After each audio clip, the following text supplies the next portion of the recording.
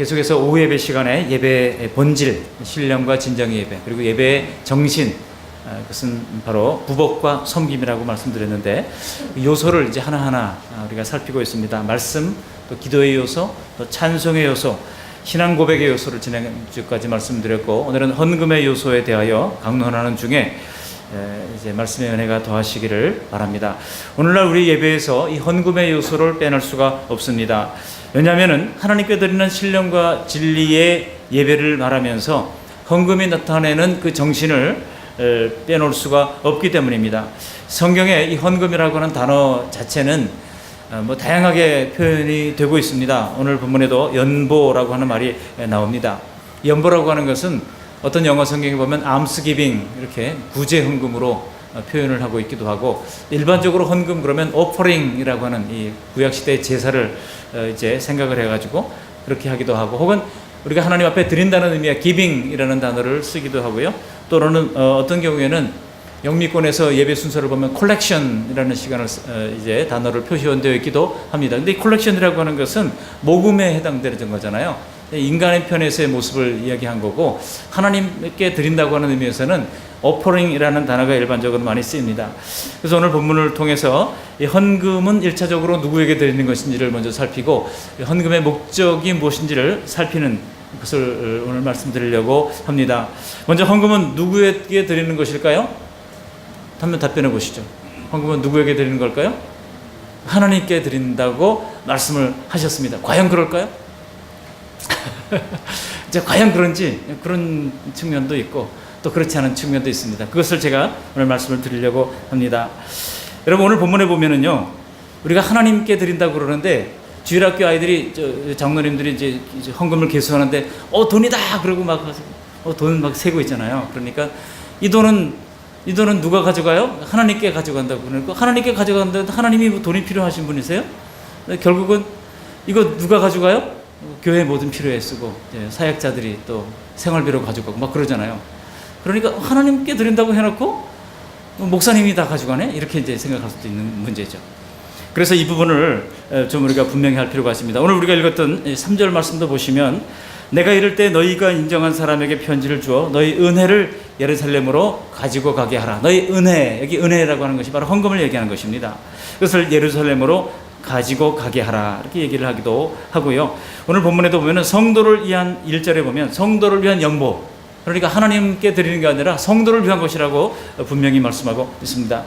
당시에는 경제적으로 궁핍한 예루살렘 교회를 위하여 이제 이 고린도 교회가 헌금을 약속했던 것이죠. 근데 부자 교회였던 이 고린도 교회는 헌금을 하지 않고 찢어지게 가난할 정도의 빌립보 교회가 넘치는 헌금을 해서 바울이 감동을 했던 거 아닙니까? 그래서 바울은 그 빌립보 교회 편지를 쓰면서 정말 그 영광 가운데 풍성한 것으로 너에게 채우기를 바란다. 빌립보서 4장 19절, 그렇게 축복의 말씀을 바울이 하고 있어요. 그러나 고린도 교회에 대해서는 그들이 부자임에도 불구하고 이거를 자꾸 연기하거나 늦추고 있어요. 여러분, 아주 부자들은요, 절박한 상황을 이해하지 못합니다. 여러분, 제가 비가 올 때마다 딱 걱정되는 게 있어요. 뭐가 걱정되는지 아세요? 신문 돌리는 사람, 힘들겠다, 그런 생각이 들어요. 왜냐하면 제가 돌려봤으니까.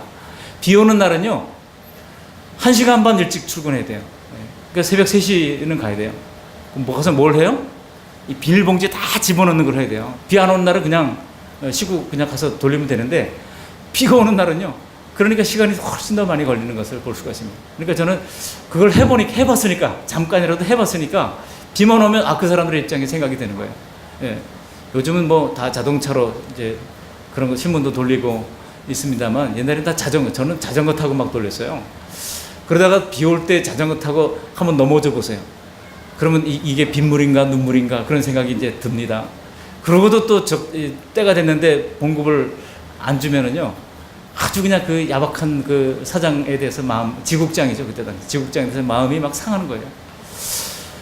그러니 경험해봐야 알아요. 경험해보지 않으면 그 상황을 잘 모릅니다. 그러니까 고린도 교회가 부자 교회니까 이 사람들이 가난한 사람들, 어려운 사람들의 입장을 이해를 못하거든요. 그러니까 오늘 못 주면 다음 주지, 그렇게 하는데 다음 주에 주지 하는 그 사이에 사람들이 죽어나가거든요. 이 상황을 이해를 하지 못했던 겁니다. 그래서 고린도전서 16장 3절에 보면은 내가 이럴 때 너희가 인정한 사람에게 편지, 너희가 인정한 사람. 그러니까 이 헌금을 수송할 때도 아무나 하면 안 돼요. 너희가 인정한 회계 담당자에게 편지를 주어서 너희의 헌금을 예루살렘으로 가지고 가게 할 것이다. 이런 계획을 밝히고 있습니다. 로마서 15장 25절 26절도 보면은 그러나 이제는 내가 성도를 섬기는 일로 예루살렘에 가노니, 예루살렘이 흉년이 들었거든요. 그래가지고 예루살렘 교회가 심히 어려웠습니다. 그래서 이는 마게도냐와 아가야 사람들이 예루살렘 성도 중 가난한 자들을 위하여 기쁘게 얼마를 연보하였습니다. 이 고린도 교회 왜 이런, 로마 교회 왜 이런 편지를 씁니까? 로마 교회도 좀 동참하기를 바라는 마음으로 이런 편지를 쓰는 거예요.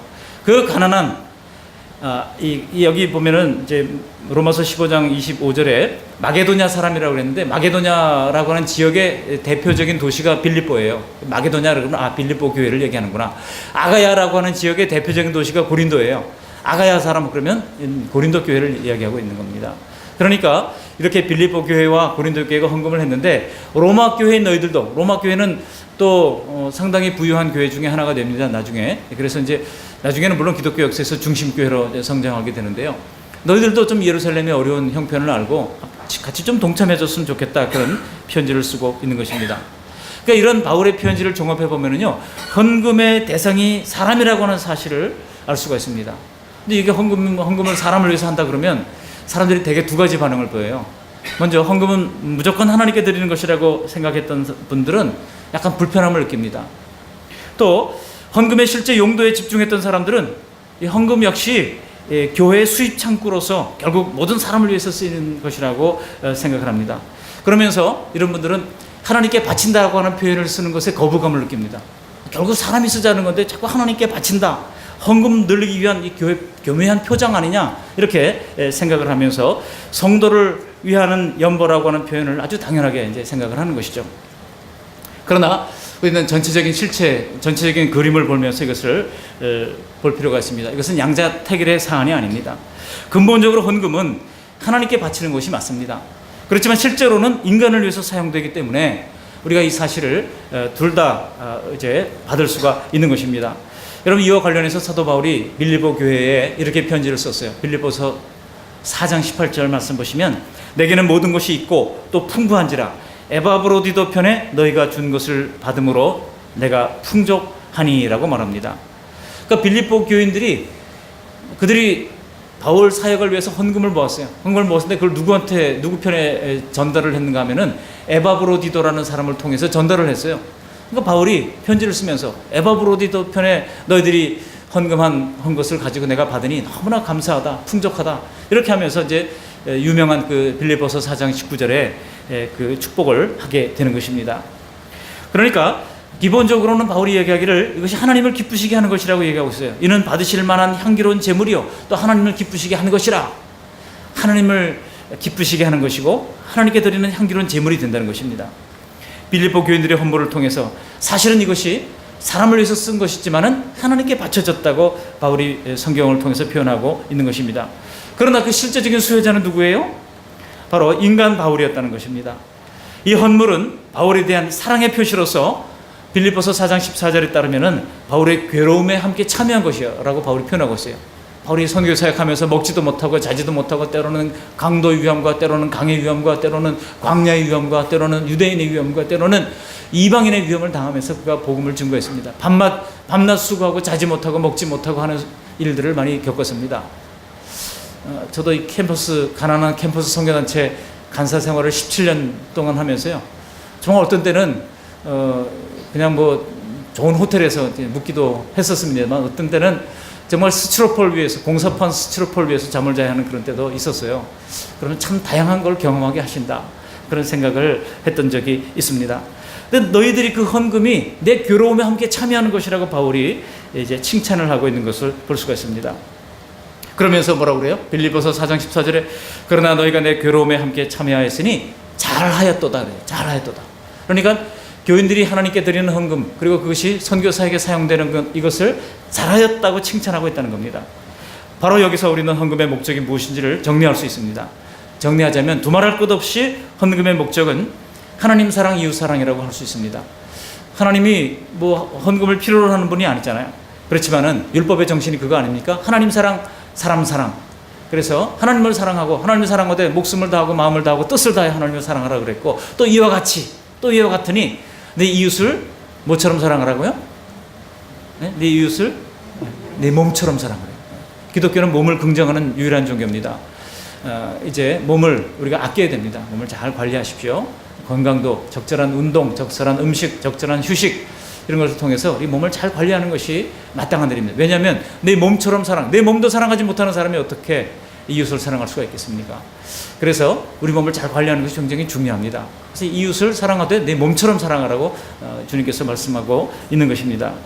그렇다면 헌금의 이 1차적인 목적이 하나님 사랑인데 성도는 이렇게 마음과 목숨과 뜻을 다해 하나님을 사랑해야 하는 것이고 그리고 하나님을 사랑하는 표현이 여러 가지가 있습니다. 그렇지만은 그 여러 가지 중에 뭐니 해도 이 자본주의 시대에는 하나님께 헌금을 드릴 수 있는 이런 마음을 갖는 것이에요. 뭐니 해도 헌금을 드리는 것, 이거 이 자본주의 시대에 가장 중요한 것 우리가 드리는 것 아니겠습니까? 그래서 우리가 이런 드림을 통해서 우리 마음이 하나님께 전달되는 것입니다. 그리고 외형적으로는 재물과 시간과 은사와 헌신을 통해서 우리는 하나님 앞에 자신을 헌신하는 제사로 드리게 되는 것입니다. 이 중에서 이제 나중에 헌금이 예배의 한 순서로 이제 정착하게 되는 과정이 있게 되는데요. 구약 시대는 어땠습니까? 양과 염소와 이제 이 어린 양 이런 것들을 이제 소 이런 것들을 드렸지 않습니까? 그런데 히브리서 이제 7장 이하에 계속 나타난 바대로 예수님의 보혈의 공로로 단 0단번에 once for all 그랬어요. 한 번에 영원히 주님께서 영원한 속죄 제물로 드렸기 때문에 더 이상 예수님의 속죄 제물을 드린 이후로는 양과 염소의 속죄 제물을 드릴 필요가 없어졌던 것입니다. 그렇지만 우리가 헌금을 드리는 것은요 몇 가지 점에서 중요합니다. 그것은 우리 헌금이 바로 하나님의 주되심을 인정하는 차원에서 중요합니다. 재물을 비롯한 모든 것이 하나님의 것이기 때문에 이러한 헌납 행위는 하나님이 주인 되심을 인정하는 것이고 따라서 이러한 헌금은 하나님을 기쁘시게 하는 것입니다. 그래서 여러분 다윗은 역대상 29장 1절에 11절에 뭐라고 그랬어요? 헌물에 대한 감사 기도를 하면서 천지에 있는 것이 다 주의 것이라고 인정을 하고 있지 않습니까? 여호와여 위대하심과 권능과 영광과 승리와 위엄이 다 주께 속하였사오니 천지에 있는 것이 다 주의 것이로소이다 그랬어요. 그리고 여호와여 주권도 주께 속하였사오니 주는 높으사 만물의 머리이심이니이다 고백을 했습니다. 그렇다면 여러분 헌금만 하나님께 드리는 우리의 이제 헌신의 표현은 아닙니다.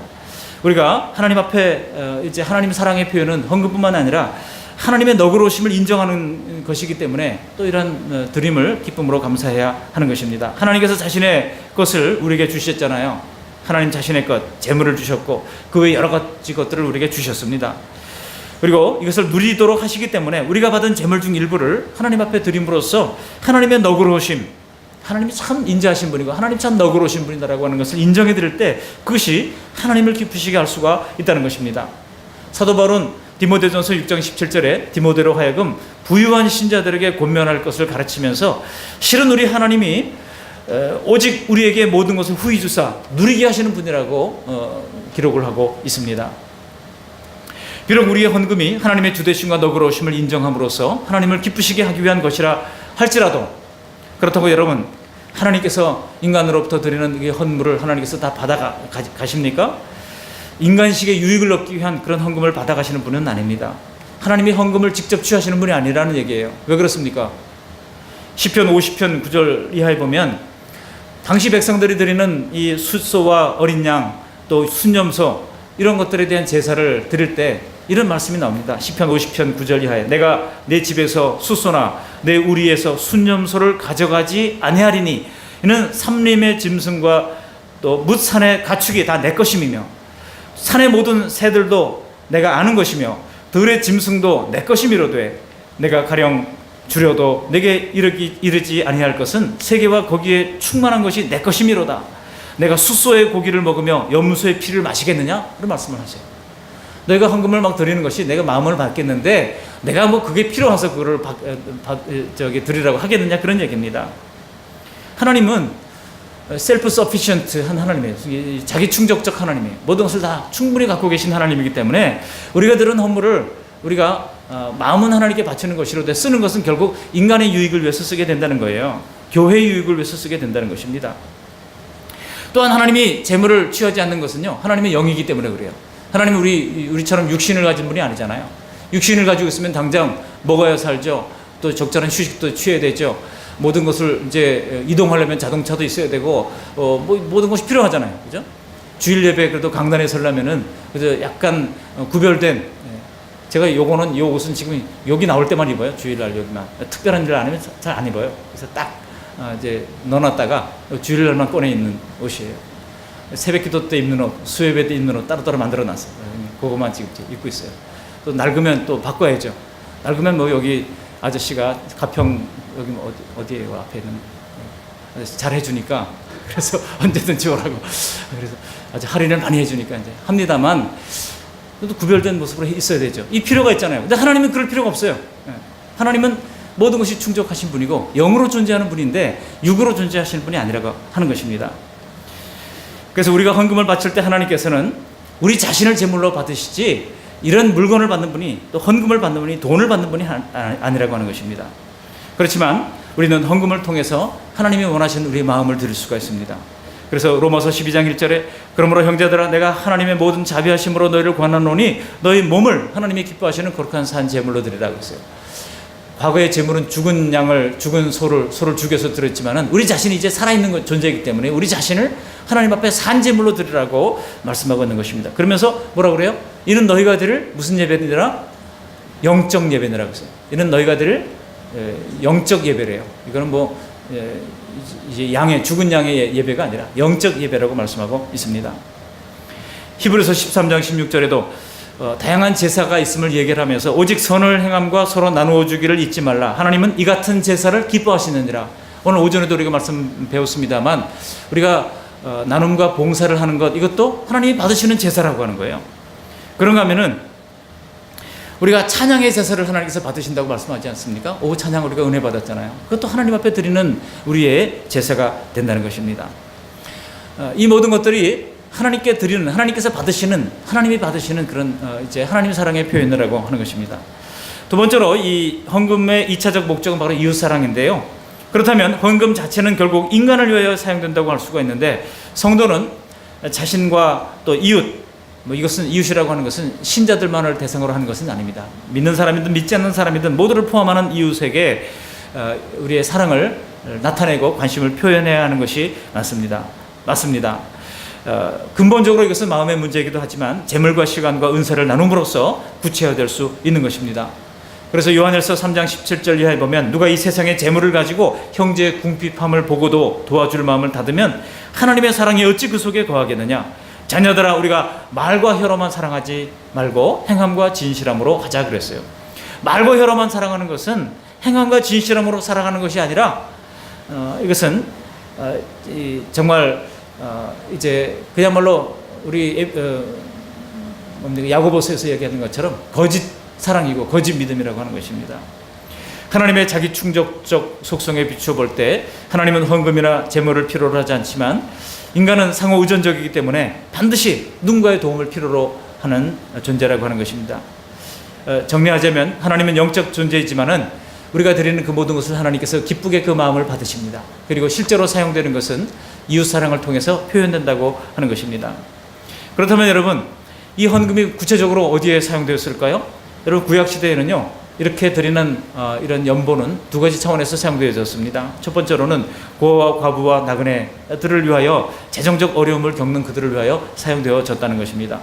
그리고 두 번째로는 종교적인 이유 때문에 기업을 받지 못한 레위 사람들을 위하여 사용되어졌다는 것입니다. 그래서 민수기 18장 21절 이하에 보시면 레위인들은 제사장의 직무를 수행하기 위하여 하나님께서 딱 성별해 두시면서 그들에게 땅을 기업으로 주지 않았어요. 그렇기 때문에 이 사람들도 이제 생명 유지를 해야 되잖아요. 그렇기 때문에 나머지 11지파가 이 레위인을 위하여 제물을 드릴 때 그 제물 중에 일부를 바로 레위인들이 차지하도록 했던 것입니다. 여러분, 이러한 것은 오늘날 우리들에게도 마찬가지입니다. 오늘날 우리들에게도 구약시대 이런 그 제물을 관리하는 방법은 오늘날에도 연속적인 것이 있고 또 단절된 것이 있어요. 이 단절된 것은 기본적으로 이제 양과 염소와 송아지의 제사로 우리가 하나님 앞에 나가지 않잖아요. 그것은 단절됐어요. 그렇지만은 여전히 연속적인 것은 바로 이런 고아와 과부와 가난한 사람들과 어려운 사람들을 위한 이런 헌물, 이런 것은 오늘날 여전히 이제 드릴 수가 있는 것입니다. 그래서 우리 교회도 지난번에 뭐 필리핀 태풍 까뜨리나 왔을 때 그 피해자들을 돕기 위하여 구제헌금을 했었고, 또 네팔의 지진으로 말미암아 어려움을 겪을 때 또 특별 구제헌금을 해가지고 보내기도 했습니다. 또 그런가 하면은 이제 또 지역 관내 어려운 교회들을 우리가 돕는 일들을 이제 기쁨으로 감당할 수가 있었습니다. 이런 정신은 여전히 유지되고 있고, 뿐만 아니라 오늘날 전임 사역자들에 해당하는 사람들, 그분들을 위해서도 이것이 사용될 수가 있다고 하는 것입니다. 종교적인 이유 때문에 별도로 생계를 마련하지 않은 이 복음의 일꾼들이, 선교사나 목사와 같은 사람들이 있다고 하는 겁니다. 사도 바울은 이들에 대하여 고린도전서 9장 14절에 보시면 이와 같이 주께서도 복음 전하는 자들이 복음으로 말미암아 살리라 명하셨느니라. 그러니까 복음으로 말미암아 살리라 그랬어요. 딴 거 하지 말고 복음만 위해서 전적으로 헌신하는 사람들을 복음을 위해서 살고 복음 속에서 나오는 것을 통해서 살라고 말씀하신 것입니다. 그래서 과거에 어떤 부흥사들은요, 부흥에 오셔가지고 그런 얘기, 지갑 버리기 운동했어요. 지갑. 주님만 바라보면 살면 되지 왜 지갑을 가지고 있느냐는 거예요. 목사들 보고 지갑 버리라고 막 그랬어요. 그런데 또 다른 목사님이 나와가지고, 목사도 적금 들어야 됩니다. 목사도 이렇게 미래를 괜히 은퇴할 때 괜히 고생시키지 말고 미리미리 국민연금 들어놓으시고 하십시오. 뭐 그렇게 역설한 분이 있어요. 이제 지금 저도 사실은 많이 남지 않았기 때문에 약간 걱정이 됩니다만, 우리가 은퇴할 때 너무 많이 가져가면 후임자가 힘들잖아요. 지금 우리도 지금 그런 형편에 처해 있습니다만, 적절한 하나님께서 균형을 잡아주시리라고 믿습니다. 그렇다면 여러분, 이 헌금은 언제 드려야 하는 것일까요? 누가복음 10장 7절에 보면 그 집에 유하며 주는 것을 먹고 마시라. 일꾼이 그 삭슬을 받는 것이 마땅하니라. 70명의 제자들을 파송하면서요, 일꾼이 그 삭슬을 받는 것이 마땅하다. 그래서 복음을 위하여 이제 다른 직업을 갖지 않고 온전히 헌신하는 이들은 교회를 통해서 받는 것이 마땅하다고 하는 것입니다. 우리 성도님들도 그 사실을 분명히 인식하는 것이 좋을 것 같아요. 여러분, 목사가 가져가는 것이 많다고 생각하십니까? 근데 제가 살아보니까 이게 옛날에 저도 부목사 때는 많다고 생각했는데 아니더라고요. 그런데요, 그거 자꾸 많다고 그러면은요, 목사 보고 자꾸 이제 이중 직업을 가지게 될 유혹을 갖게 되는, 사모가 일을 한다든지, 목사가 무슨 뭐 다른 책을 써서 뭘 한다든지, 무슨 신학교에 또 가가지고 이제 뭐 빌붙어서 뭘 한다든지, 자꾸 이런 유혹을 받게 되는 거예요. 그러면요, 교회 자체가 부실해지는 겁니다. 이 사실을 우리가 인정하시고 함께 이제 생활 공동체, 이 커뮤니티 처치로서의 공동체로서의 교회를 함께 갈 수 있도록, 그렇게 필요한 모든 것들이 풍족히 채워줄 수 있도록 돕는 것은 성도의 의무라고 하는 것입니다. 그렇다면 여러분, 이 헌금은 언제 드려야 될까요? 두 번째로 제가 언제 드리는가 큰 대지로 말씀드렸는데 이제 두 번째 대지로 온 겁니다. 여기 보면 2절을 보십시오. 이렇게 얘기하고 있어요. 우리 2절 말씀 함께 읽어봅니다.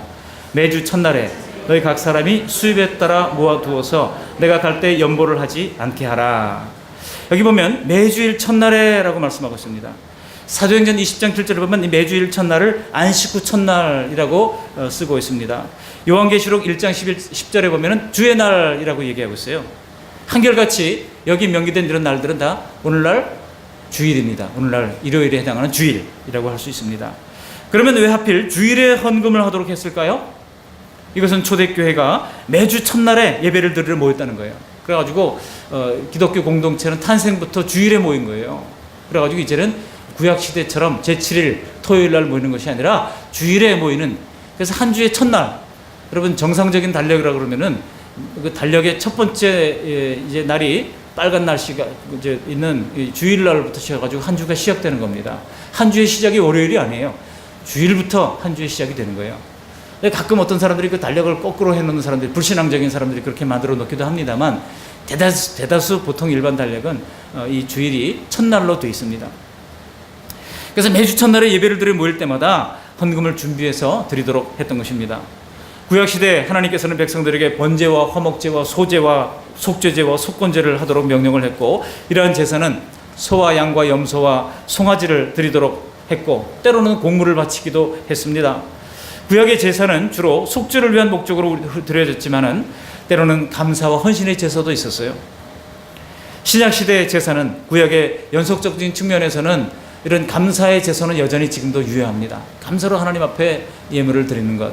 그러나 이런 속죄 의미로서의 예물을 드리는 것은 이미 예수님의 속죄로 충분하기 때문에 우리가 예수님께 감사하면 되는 것입니다. 에베소서 5장 2절에 그리스도께서 너희를 사랑하신 것 같이 너희도 사랑 가운데 행하라. 그런 우리를 위하여 자신을 버리사 향기로운 제물과 희생제물로 하나님께 드리셨느니라. 예수님 자신이 희생제물이 되셨어요. 매년마다 드려야 하는 그런 제물이 아니라 예수님 자신이 영원한 희생제물이 되셨다는 것입니다. 예수님의 영단번의 완전한 제사로 속죄가 이제 완성된 것입니다. 그래서 히브리서 7장 27절에 그는 저 대제사장들이 먼저 자기 죄를 위하고 다음에 백성의 죄를 위하여 날마다 제사를 드리는 것과 같이 할 필요가 없으니 이는 그가 단번에 자기를 드려 이루셨습니다. 하고 있어요. 예수님이 이루셨어요. 더 이상 우리가 양과 소를 가지고 드리지 않아도 될 만큼 우리 주님께서 완전하게 이루신 것입니다. 그러나 연속적인 것은 뭐예요? 감사와 헌신. 이것은 여전히 감사와 헌신의 표시로 우리가 하나님 앞에 자신을 드릴 수가 있다는 것입니다. 로마서 15장 16절을 보시면 이 은혜는 곧 나로 이방인을 위하여 그리스도 예수의 일꾼이 되어 하나님의 복음의 제사장 직분을 하게 하사 이방인을 제물로 드리는 것이 성령 안에서 거룩하게 되어 받으실 만하게 하려 하심이라. 여기 보면은요, 이방인의 제사가 있대요. 이방인에게 전도해가지고 이 사람이 예수 믿게 만드는 거, 그가 그 사람을 하나님께 드리는 거라는 거예요. 그래서 이방인의 제사라는 표현을 쓰고 있습니다. 또 찬송의 제사가 있다. 히브리서 13장 15, 16절에 그러므로 우리는 예수로 말미암아 항상 찬송의 제사를 하나님께 드리자. 우리가 주일 오후마다 이렇게 찬양 인도자들이 번갈아 가면서 찬양 인도하는 것이 얼마나 감사한지 몰라요. 너무나 감사하고 있어요. 저는요, 이렇게 다양한 사람들이 다양한 모습으로 하나님 앞에 찬양할 때 여러분 다 분위기가 다르죠. 우리 윤영기 집사님 찬양 인도할 때하고, 또 용장로님 찬양 인도할 때하고, 우리 주민섭 집사님 찬양 인도할 때하고, 우리 차 목사님 찬양 인도할 때하고 좀 다르잖아요, 그죠? 얼마나 풍성한지 제가 참 감사해요. 하나님 감사합니다. 여러분, 교회는 처음부터 제가 기도했던 것 중에 하나가 찬양이 풍성한 교회가 되게 해주십시오 그랬는데 그 찬양도 하나님 받으실 제사라고 하는 것입니다. 그런가 하면은 선행도 제사예요. 선행도 제사예요. 그래서 오늘 우리가 오전에도 말씀드렸습니다만 그렇게 나누는 삶, 그것도 하나님께서 받으실 만한 제물이 된다라고 하는 것입니다. 히브리서 13장 16절에 보시면은 이제 오직 선을 행함과 서로 나눠주기를 잊지 말라. 하나님은 이 같은 제사를 서로 나눠주는 것도 제사예요. 이 같은 제사를 기뻐하시느니라. 한 주간 동안 살면서 이렇게 하나님 기뻐하시는 제사를 풍성히 드릴 수 있기를 바랍니다. 전도 열매로 하나님께 제사를 드리십시오. 선교를 위한 제물로 제사를 드리십시오. 찬송의 제사를 드리시기 바랍니다. 그리고 선행의 제사로 하나님을 영화롭게 할 수 있기를 바랍니다. 이렇게 봉헌과 구제를 통해서 우리 자신을 주님께 드리기를 기뻐할 때 하나님께서는요, 우리에게 풍성한 것으로 더 갚아주신다고 약속하고 있는 것입니다. 원래 예배 순서에 헌금이 들어온 것은 약 4세기부터 들어왔습니다. 그러다가 완전하게 4세기에는요, 이제 성찬식을 위한 필요를 헌금을 했어요. 다음 주에 성찬식 하겠습니다. 어떤 경우에는 매주 성찬식 하기도 했어요. 성찬식을 하면 매번 떡이 필요하죠. 포도주가 필요하니까 혹시 자기 집에서 생산된 포도주가 있는 사람 가져오십시오. 그러면 다음 주에 할 거 갖고 막 그랬단 말이에요. 그래가지고 그 순서, 드리는 순서가 있었어요. 그러다가 점점 이제 산업화가 되고 하면서 이제 11세기 경부터 시작돼서는 완전히 이제 돈으로만 드리는 이 헌금이 예배 순서에 자리 잡게 된 겁니다. 그러니까 헌금의 역사를 들여다보면은요, 뭐 처음부터 헌금의 순서가 예배 순서에 예전 의식으로 들어와 있던 것은 아닙니다. 그런 역사적 변천 과정이 있었어요. 이처럼 헌금은 1차적으로 정리하자면 하나님께 대한 헌신의 표시입니다. 그리고 두 번째로는 이웃을 위한 사랑을 표시하는 수단으로서 예배의 공식적 자리를 차지하게 된 것입니다. 오늘 여기까지 말씀드리겠습니다. 오늘은 여기까지 말씀드리고 이제 다음 기회 될 때에, 다음 주에는 우리 차 목사님이 말씀 전하니까 그렇고, 그 다음 주일에는 우리 연합공동 우리 구역 예배로 주일날 오후에 드리도록 하고요. 구역 방학이 들어갑니다. 그렇기 때문에 이제 그 다음번에 이제 누가 헌금은 드려야 되는가, 얼마나 드리는 것이 좋은가, 또 헌금 드리는 자세는 뭔가를 다루면서 이제 헌금에 관련된 것을 마무리를 하려고 합니다. 여러분, 오후 시간에 예배에 관한 이런 요소들을 들으면서 어떻습니까? 좋죠? 계속해서 분명히 우리가 어떻게 예배를 드리는 것이 좋은지를 하나하나 잘 깨닫고 실천할 수 있기를 주님의 이름으로 축복합니다. 고마우신 하나님 아버지, 감사를 드립니다. 오늘 헌금은 누구에게 드리는지, 언제 드리는지, 깨닫게 도와주신 것을 감사를 드립니다. 1차적으로는 하나님 사랑의 표현으로 하나님께 드리는 것이지만 2차적으로는 이웃사랑 그리고 이제 전임 사역자들을 위하여 드리는 것임을 알게 되었습니다. 하나님 아버지, 이것이 아름답게 하나님 은혜 가운데서 잘 사용될 수 있도록 도와주셔서 하나님의 복음이 편만하게 펼쳐져 나갈 수 있도록 도와주시고 매 주일마다 그렇게 하나님 앞에 드리되 예수 그리스도의 속죄로 말미암아 영원한 제물로 드리신 주님의 은혜로 말미암아 더 이상 양과 소의 번제를 속죄제를 드리지 않아도 되는 것을 인하여 감사를 드리고 또 예배 의식으로서 헌금을 우리가 드릴 때마다 하나님 받으실 만한 향기로운 제물 되어 하나님께 드리는 헌신의 표시로 또 이웃사랑의 표시로 아름답게 사용될 수 있도록 주님 인도하여 주시고 역사해 주시옵소서. 예수님 거룩하신 이름으로 감사하며 기도합니다. 아멘.